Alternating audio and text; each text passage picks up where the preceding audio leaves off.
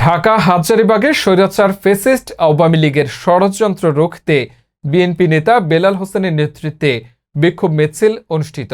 ঢাকা থেকে আমাদের প্রতিনিধি বেলাল হোসেনের ভিডিও প্রতিবেদনে দেখুন বিস্তারিত। ঢাকা 10 আসনের মাটি ও মানুষের প্রিয় নেতা বিএনপির আন্তর্জাতিক বিষয়ক সম্পাদক ব্যারিস্টার নাসির উদ্দিন আহমেদ ওয়াসিমের নির্দেশে হাজারীবাগ থানা বিএনপির সাবেক সহসভাপতি বেলাল হোসেনের নেতৃত্বে 10 নভেম্বর সকালে এক বিক্ষোভ মিছিল অনুষ্ঠিত হয়।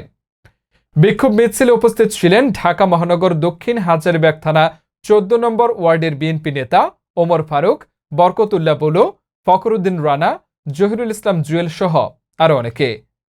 মিছিল শেষে নেতারা জানান, স্বৈরাচার ফ্যাসিস্ট খুনি হাসিনার দোসর আওয়ামী সন্ত্রাসীরা দেশকে অশান্তি ও ষড়যন্ত্র রুখে দিতে হাজারীবাগ থানা বিএনপি ও অঙ্গ সংগঠন সর্বদা প্রস্তুত আছে।